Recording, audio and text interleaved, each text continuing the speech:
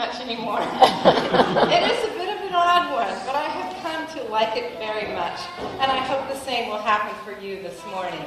Listen now for the strange word of God to you from Leviticus and then from Luke chapter 5. Leviticus 4. It's great to be here with you this morning. You know, I realized the other day, though, that as I've preached a few times at Knox, I have consistently missed a golden opportunity that is presented to me as someone who preaches here. What is that, you ask? Why, to tease my mother.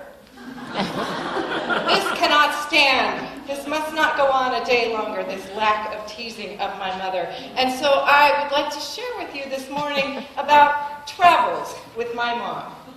Now, when I mention the words San Jose to many of you, the little map quest in your brain sort of pictures and calculates about a 5-hour drive, right? Well, if it does for you, you'd be right. Google Maps actually estimates door-to-door, downtown LA to downtown San Jose, 5 hours and 3 minutes. Very good, if that is you.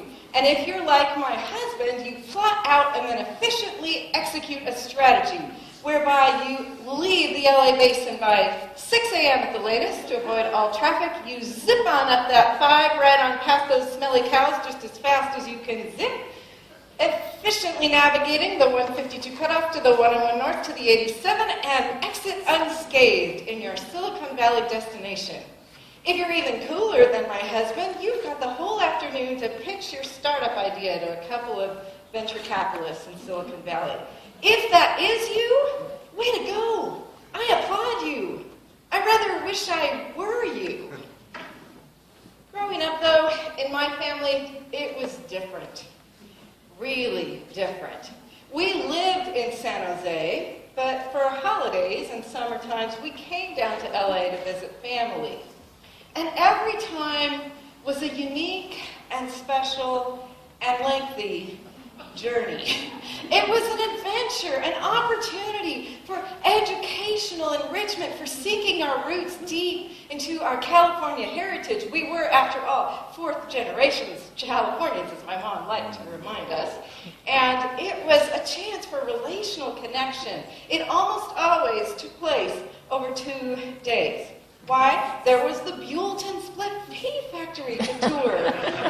We could learn more about California, touring the missions if we took the 101 all the way. We could take in the breathtaking, if somewhat nauseatingly winding beauty of the One and explore the coastline and maybe stay overnight in Cambria. Or, I think favorite of all to my mom is we could venture even further inland on our leisurely southerly migration. Now, you may wonder why inland was attractive to my mom. You'd have to know that she went to school in Stockton at UOP, and she had all these old college friends who had settled in these little Central Valley towns like Sanger and Reedley, and we would pull in and be greeted with homemade cookies, and we would linger for seemingly hours over stories that were told in perhaps a little more excruciating detail than this 8-year-old had appetite for. And, you know, it was just the way we did it. And that, you know, one year it got really good when my mom found a funky little catalog called Mennonite Your Way, sort of a precursor to couch surfing. And that was the strategy. We'll stay with a Mennonite family halfway down. And they were inevitably farmers in the Central Valley, and so the only price was that we needed to sort of listen to their farming ups and downs of the previous season and compliment their canning. And when I arrived at UC Santa Cruz as a freshman, I truly marveled to meet fellow freshmen in the early afternoon who had traveled up from LA, leaving just that morning. I didn't know that could be done. I didn't. Overall, our journeys were great, but I do think that maybe just once or twice on these ambling, meandering pathways, I might have wondered, could we skip some of this? Could we just zip on by the old college roommate just once? And I wonder, if the former leper in our passage this morning might have felt the same on that glorious day when he looked at his skin and he said, wow, I'm clean. It's gone. You know, what we think of as leprosy today does not, in fact, go away very easily, but evidently a whole bunch of diseases, from Hansen's disease, what we think of today as leprosy, to just severe eczema or psoriasis or a contagious rash, were all sort of lumped together as leprosy. And they did go away. They did get better. And for our leper, in this case, there came this glorious morning where he's been getting better, and he looks himself over and he says, by golly, I'm healed. I'm ready to go home. Well, what do you think he wanted to do right then? I think he wanted to take the 5. I think he wanted to zip on home as fast as he could, kiss his wife, twirl his wonderful, fantastic kiddos in the air, maybe see if the tent one over would be willing to give a little play date to those fantastic kiddos so he could get to know his wife again. I don't know, but, he just wants to, in general, jump back in to the life he's missed. The good work he had to do, get back to business. But no, there's a journey, a process. He had to stop for these strange rituals along the way. Blood must be flung, a bird must die, another bird must fly.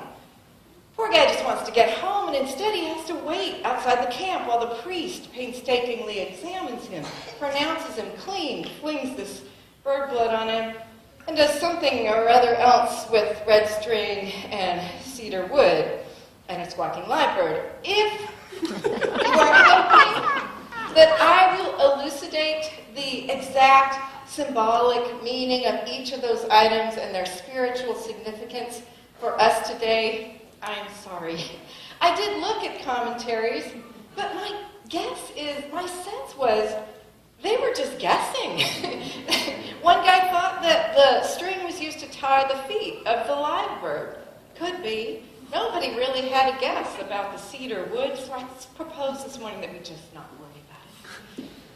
I did learn, though, that hyssop was a plant rather like salvia. This is some salvia from my garden. And that hyssop was well known for its ability to accumulate, to take in a lot of water, and then to disperse it really well. So I've asked the first and second rows permission to just give it a shot and see how well it does. It sprays rather nicely, doesn't it? I figured it was a hot day and it might be kind of refreshing for them.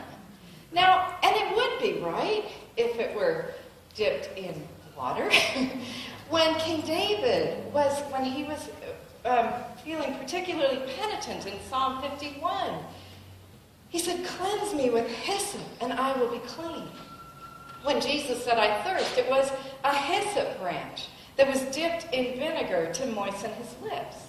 Now that would be quite refreshing, right? And if it were dipped in water infused with aloe and cucumber and beautiful lavender scents, wow, you'd have a nice spa treatment. But no, it has to be dipped in the blood of a bird. Just like our poor candidates for priestly ministry that Matt described last week, blood has to be sprinkled, as if our priest were Jackson Pollock in one of his darker moods and people were his canvas. I am trying to picture a way that would be a welcome gesture. And I want you to picture it too. I mean, imagine if you came home from the hospital, let's say a 4-day stay in the hospital, you come home and your friends are out on your front porch, there's a banner overhead above them saying, welcome home, and they're all gathered with these branches, red branches in their hands, and they're shouting, hey, we're so glad to see you, here's some bird blood to just show how glad we are that you're back. I think you'd say, hey, thanks, guys, but, I was kind of hoping for fresh flowers and Chinese takeout. What is going on here? This is a little strange.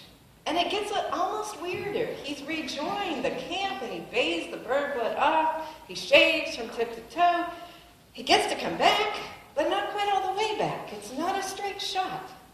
It's a maddeningly detour-filled journey. He has to stay outside his tent for 7 long nights, then bathe and shave again, down to the eyebrows. Leviticus wants to make sure we know.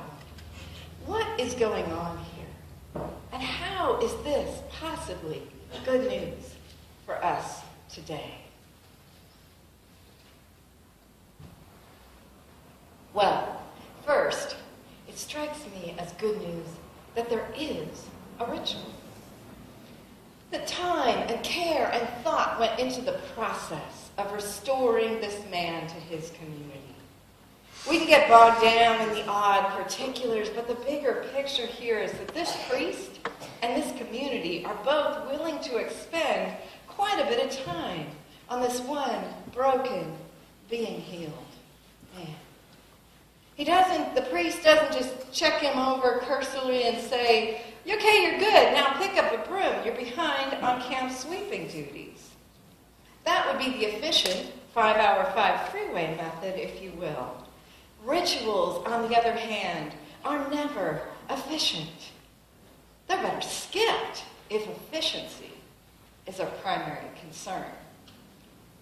But Israel had a problem, and efficient measures would never solve it. Their dilemma was how to live as a tattered and frayed people with this beautiful and gloriously holy God that wanted to dwell right smack in their midst. And wanted, it seems, not just to live in their midst, but to change them. To give God's own stunningly beautiful holiness to them. To fill them with it. To bring God's newness to their decay. God's purity to their perversion. His loveliness right into the idol-strewn rat's nest they were content to call home. Leviticus tells the story of how this holy God worked through all sorts of faltering means that seem odd to us today to bridge that gap, to welcome them in, but not leave them where they were. Israel had another problem, the much more just practical, mundane problem of how to maintain hygienic measures of cleanliness in a camp, avoid an outbreak of contagion, if in fact many skin diseases really were contagious, and how to balance that with what we see here as a genuine eagerness to restore a cleansed and healed person fully back into their community. And that's a microcosm for us today, too, isn't it, of how we will live as societies and congregations, as broken and tattered, frail people on our journeys towards wholeness. Both of those problems were addressed by ritual. And here we see a picture of healing that is ever so thoughtful of the deepest needs of the wounded person. On his meandering homeward journey, ritual is given to him as gracious gift. See, think of what this would do for him. If you think of it as almost a play being enacted for him to communicate something deep into his spirit. Think about the sensual imprint that this would make as he watches this bird being slaughtered, hears the squawking of the live bird, worried that it's going to be next. He is assaulted with pungent smells of blood, and then right on his own skin, he experiences the death of this blood being again put upon him.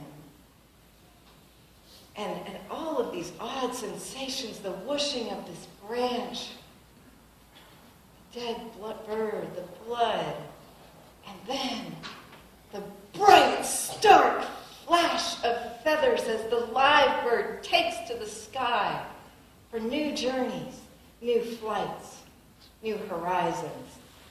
Dead blood gives way to lively flight. This enacted play almost, it forms a boundary marker within his spirit. Yes, That was when I went from unclean to clean, from dead to alive again. Like baptism today marks our journey from death to life. I want us to notice a couple other things that I saw as I was looking at this passage. The first is how his role changes as the process goes on, from passive to active. At first, you'll see that he is brought. It's the priest who is highly active, taking the initiative, going to the trouble to go out to where he is. And then he examines him. He commands, he takes, he dips, he sprinkles, he pronounces. The man, by contrast, is passive. He is being done to, receiving. And that strikes me as right. When we're wounded, when we're just coming back, we need to receive, to let others do for us, give to us, enact on our behalf, and sometimes even go to God for us in prayer when there's not a prayer left on our parched lips. But it doesn't stay that way. He can't remain just a spectator or a passive recipient. He must participate in his healing and cleansing. And so as you see, as the passage moves on into about verse 8, there's a shift. And he has to get involved. He's given some tasks to do. And they involve getting to know and love his own body again. A body that he may have come to despise or disdain or cover up and try to ignore or not let any others see. But now he has to strip down and intimately, painstakingly wash and shave and bathe himself and care for and love his own body. Well, then he's ready to come back into camp, but not all the way home. The truth must dazzle gradually, as Emily said, and evidently the presence of this healed man must as well. His wife and children are thrilled, no doubt, to see him, and they might all just want to rush headlong into life just exactly back as it was. But that's not really possible, is it? You've probably heard the stories on radio shows like Snap Judgment or Radio Lab or StoryCorps about the prisoner, the ex-convict, or the war veteran who's his homecoming or her homecoming. It's just not as straight as forward as they thought, because the home that they loved and left is not there anymore. It's a vulnerable time. And so this man is given this liminal space in which to find his footing again, reclaim his identity gradually as father, as husband, maybe as son, as beloved member of his community. I picture those first ginger conversations with his wife, who's so glad to see him, but maybe just a little hurt that he wasn't there when Reuben took his first steps, or when Shem really needed a dad. They're vulnerable as a couple. It's tender. Taking it slowly is going to be wise. And some of you may know how that feels. To be in a marriage or a friendship that's been fractured by betrayal, just disappointment. Or where you've endured a terrible loss. You want to be 100% as fast as possible. Seems to be the American ideal. But we just find that we need to give ourselves time to fully heal. If we will lean into the wisdom of Leviticus, its words will yield life and deep, lasting healing. I want us to notice one more thing about this text, and that is the naming. Leviticus is a book about a people who are learning God's name. And in the course of that, they're learning the power in a name. Power to capture essence, identity. And that is no easy task sometimes, especially when one is trying to capture a moving target, a person in a dynamic process of healing. At first it's easy. One word description will suffice. Leper. But then it gets complicated. And the writer of Leviticus seems willing to expend a good bit of breath getting it right. And so twice here he's called the one who is to be cleansed of the leprous disease. The one who is to be cleansed. These are awkward, cumbersome names, aren't they? Couldn't we just have, for shorthand's sake, called him the leper throughout the whole passage? Well, no. The narrator knows that that's a skin he's shed, like a teeny butterfly that hasn't quite burst into flight, but is definitely no longer a worm munching leaves. And so the writer models for us this willingness to expend a good bit of breath getting it right, naming a person who is in process. Behold, the old has gone, the new has almost come. In a sense, wrapped inside this funny name is a story, a mini narrative here of a person with a past and a future. We all want to present ourselves at church and at our workplaces as all wrapped up with a nice bow, right? We're ready to go. We're done. This picture here is more of a story. Some people, beautiful people there. A story of a man who's not yet done yet. He's in process. Sometimes in the course of telling each other our real names, our full names, we need to tell stories. Stories that lay bare our identities until we are fully known. And listening to those stories is painstaking, time-consuming work. And it is work that I think the people of Knox do very well. I know that you have been a place of healing in some beautiful ways just recently. But let's commit anew this fall to making our pews and our patios places of healing, where we listen carefully to get each other's names right, even if they're long and cumbersome and not quite what we thought we'd heard at first. Sometimes really understanding a name may take the telling and the hearing of stories. Do you have time? Are you willing? Are you willing? That was the question the leper had for Jesus. Are you willing, Jesus? Do you have the time? Are you willing to risk touching me? And Jesus was willing.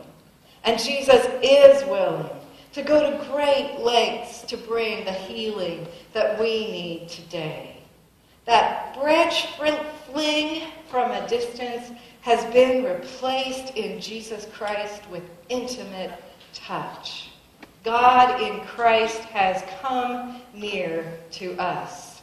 Messy bird blood is no longer needed, but that messier still cross must be embraced. Christ shed his own blood for our ultimate healing and cleansing so that he could touch us at the deepest places of our need. He was not only willing, but glad and eager to touch this broken man. And he comes to us, glad to touch us with healing power, wherever you need that today. I'll let you in on a little secret. There's another reason it took us so long sometimes to get from San Jose to Los Angeles. We weren't sprinters up and down the state because, frankly, we weren't in the best of health. With 2 epileptics in the car, it was crucial that we stop and rest and get regular meals. And it's only as an adult that I've realized the genius of my mom in turning that bit of brokenness in our family into an opportunity for adventure, for newness. We were fragile and we knew it. And so we took the time that we needed. And in the taking of that time, we laughed and we loved and we made friends. We told stories.